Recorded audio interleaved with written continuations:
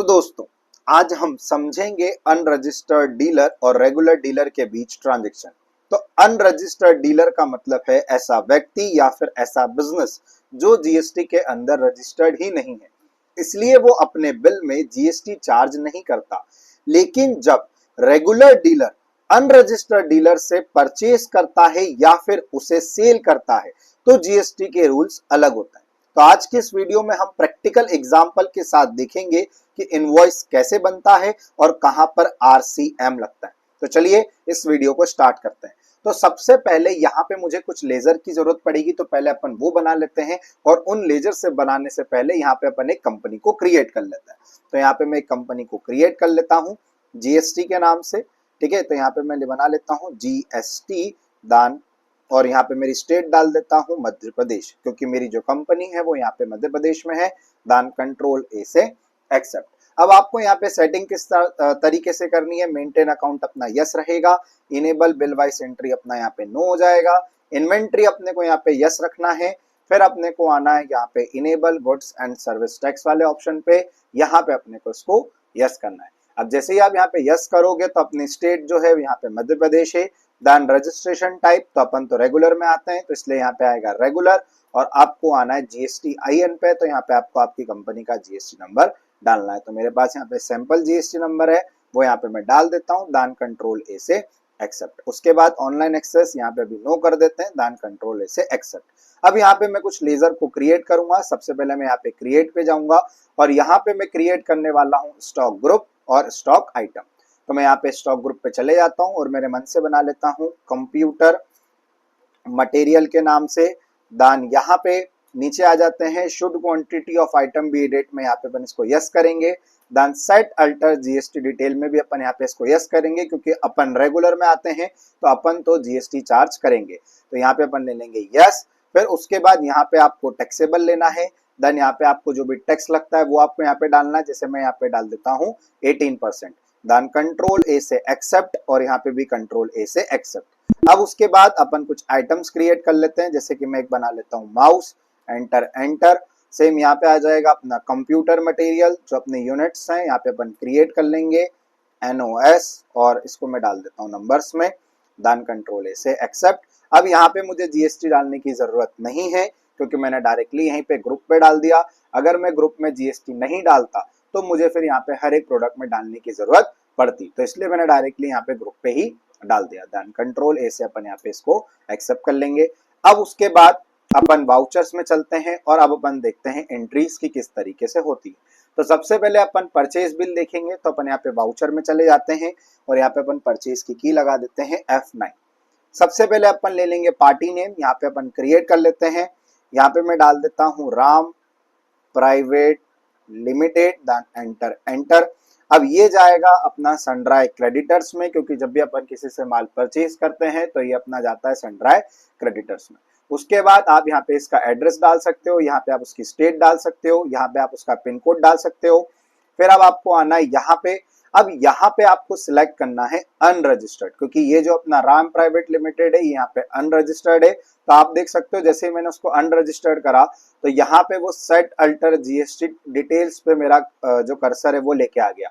अगर मैं यहाँ पे इसको रेगुलर करता तो यहाँ पे वो मेरा जीएसटी आई इन पे नंबर लेके आता, सॉरी कर्सर लेके आता, क्योंकि जो भी व्यक्ति अगर रजिस्टर्ड है या फिर कंपोजिशन में आता है तो यहाँ पे उसका जीएसटी नंबर होता है। पर अगर जो व्यक्ति अनरजिस्टर्ड है तो उसका जीएसटी नंबर नहीं होता है। तो इसी कारण से यहाँ पे टैली ने ही ऑटोमेटिकली उसको आगे बढ़ा दिया।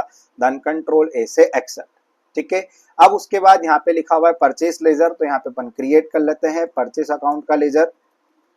देन एंटर एंटर और ये अपना जाएगा परचेस अकाउंट में। देन कंट्रोल ए से एक्सेप्ट। अब यहाँ पे नेम ऑफ आइटम में अपन यहाँ पे ले लेते हैं माउस और अपनी क्वांटिटी ले लेते हैं 100 और रेट अपन डाल देते हैं 500 रुपीज। ठीक है, अब बात ये आती है कि अगर आप रेगुलर में हो और आपने अनरजिस्टर्ड डीलर से कोई सा भी गुड्स परचेस किया है तो क्या उसके बिल में जीएसटी लगेगा कि नहीं।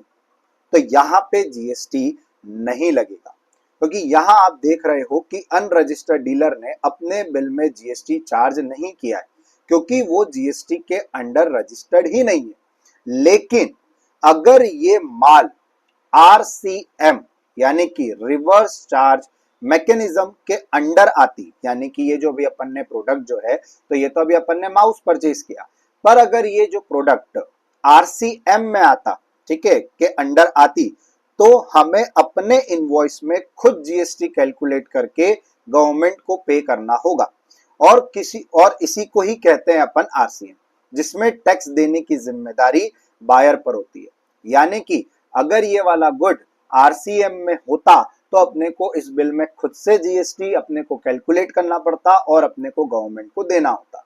तो आरसीएम मेनली कुछ सिलेक्टेड गुड्स और सर्विसेज पे ही लगता है, जैसे कि ट्रांसपोर्टेशन हो जाता है, लीगल सर्विस हो जाती है जैसे कि एडवोकेट, सीए की सर्विस, या फिर सिक्योरिटी सर्विस, या फिर कुछ रॉ मटेरियल्स, जैसे कि अगर अपन बात करें काजू की, अगर अपन बात करें, या फिर जो बीड़ी आती है जो उसके पत्ते आते हैं, अगर उसकी अपन बात करें तो उस पे लगता है आरसीएम। लेकिन आप नॉर्मल गुड्स खरीद रहे हो, जैसे कि किराना आइटम हो जाती है, इलेक्ट्रॉनिक आइटम हो जाती है, या फिर स्टेशनरी, तो उस पे आरसीएम नहीं लगेगा, मतलब सिंपल परचेस ही रिकॉर्ड होगा। ठीक है, तो यहाँ पे आपको जीएसटी नहीं लगाना है। अगर आपका प्रोडक्ट आरसीएम में आता है तो फिर आपको यहाँ पे जीएसटी चार्ज करना होगा। ठीक है, तो यहाँ पे अपन इसको कंट्रोल ए से एक्सेप्ट कर देते हैं। अब अपन बात करते हैं सेल्स की एंट्री, तो यहाँ पे अपन F8 लगा देते हैं, सॉरी यहाँ पे अपन लगा देते हैं F8, और यहाँ पे अपन पार्टी नेम ले लेते हैं, दान क्रिएट कर लेते हैं, यहाँ में बना लेता हूँ श्याम प्राइवेट लिमिटेड के नाम से, दान एंटर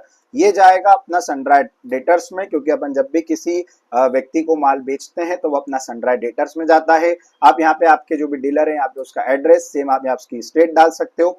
अपन आ जाते हैं अब डायरेक्टली यहाँ पे, तो रजिस्ट्रेशन टाइप में यहाँ पे सेम अपन अनरजिस्टर्ड लेंगे, दान कंट्रोल ए से अपन यहाँ पे इसको एक्सेप्ट कर देंगे।